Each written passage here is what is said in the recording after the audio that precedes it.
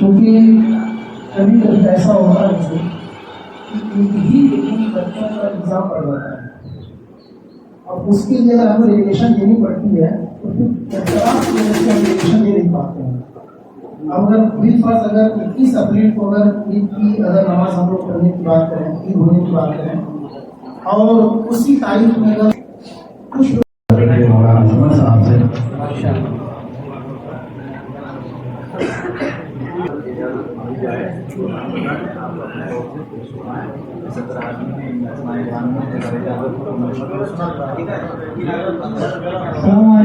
میں نے ملاقات کی، سبوں نے آنے کی اپنی دہانی کرائی۔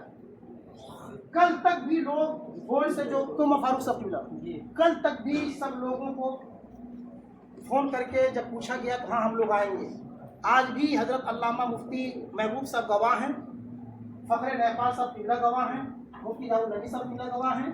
میں نے سب کو آج بھی فون کیا ہے، آنے سے پہلے میں نے فون کیا ہے کہ آپ لوگ تشریف لا رہے ہیں کہ نہیں لا رہے ہیں، کب تک آئیں گے؟ تو سب نے کہا کہ میں آ رہا ہوں۔ اب اگر بالفرض ہم لوگ 20 دن 25 دن سے تیاری کر رہے ہیں اور عین وقت میں اگر کوئی نہ آئے، اس میں میں پوچھنا چاہتا ہوں کہ ہماری محنتیں کیا ضائع جائیں گی؟ اگر کوئی، میں دل کی بات کسی کی جانتا ہوں، نہ آنے کی جو انہوں نے وجہ بتائی ہے وہ صاف صاف کہا ہے کہ میں بیمار ہوں، میرا علاج دہلی سے چل رہا ہے، میں نہیں آ سکتا۔ البتہ جو فیصلہ آپ لوگوں کا ہوگا میں اسے قبول کروں گا انشاءاللہ۔ خانقاہ لدھیانہ شریف سے مفتی مجیب الرحمان صاحب قبلہ سے میری بات تھی۔ علامہ ضیاء المصطفیٰ صاحب قبلہ نے پہلے ہی لکھ دیا تھا کہ میں کلکتہ جا رہا ہوں، راجستھان جا رہا ہوں، میں نہیں آ پاؤں گا، اپنا نمائندہ میں بھیجوں گا۔ اور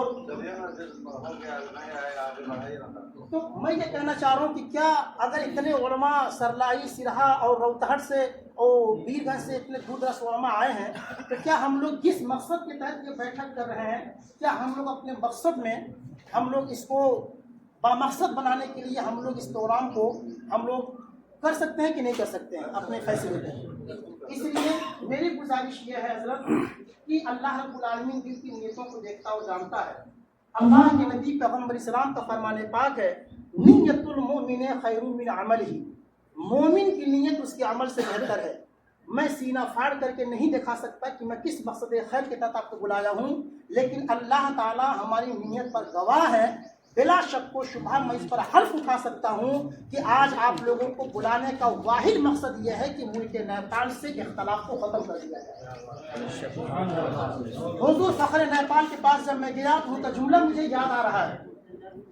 حضرت نے اس طرح شفقت فرمائی، آپ نے فرمایا کہ میں رات ایک پروگرام میں گیا تھا اور وہاں میں نے یہ بات کہی کہ میں کسی عالم کو انہوں نے نام لیا کہ آپ وہاں جائیے اور تینوں گروپ کے لوگوں سے ملیے اور مل کر کے آپ لوگ ایک وقت اور جگہ کا تعین کیجئے کہ چاند کے مسئلے پر مسلمانوں نے نیپال کے اختلاف سے بچایا جا سکے۔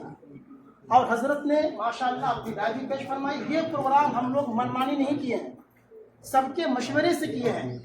آپ لوگ اس لیے جو ہے دعوت نامہ 15-20 دن پہلے سے گروپوں میں شیئر کر دیا گیا تھا، سب کو معلوم ہے۔ ہم لوگ ایک ملکی سطح پر ہلال کمیٹی تشکیل دی ہے۔ اس کے بعد جتنے افراد کا نام اتفاق اس میں شامل کیا جائے گا، وہ سب لوگ جگہ تاریخ کا تعین کر کے وہ لوگ بیٹھیں گے اور آپس میں جیسے حضرت نے بیان فرمایا اور ابھی مفتی نظام الدین صاحب قبلہ نے جو بیان فرمایا، ان سب لوگوں کو کہیں جمع کر کے شروع کریں۔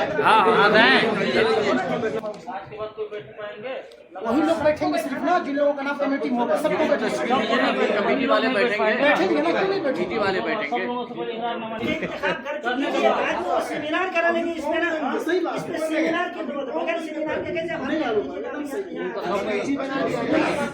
75 دلائل سب لوگ لکھ کر کے لائے ہوئے ہیں۔ ایک دم سن جائے، حضرت کا کہنا یہ تھا کہ کہیں ایسا نہ ہو کہ ہم لوگ کمیٹی بنا دیں اور پھر وہ کمیٹی والے آپس میں بعد میں بیٹھنے کو تیار نہ ہو۔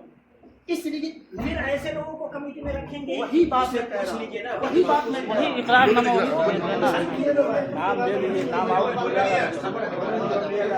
वही बात तो मैं कह रहा हूँ कि इस कमेटी में उन्हीं लोगों को शामिल किया जाए जो इस बात का है जो पैमान करें कि हम लोग जब भी जरूरत पड़ेगी बैठने की हम लोग बैठ करके बात करेंगे इंशाअल्लाह।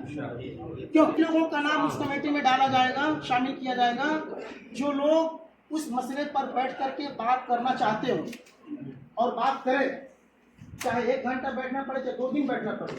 और अगर वैसे मसला हल नहीं होगा तो भाई हम लोग अल्हम्दुलिल्लाह अल्लाह ने अपने फजल से इल्म से नवाजा सेमिनार कर लिया जाए, कुछ अकाबिर उलमा बुला लिया जाए, ये दीनी मसला है, ऐसा भी हो सकता है।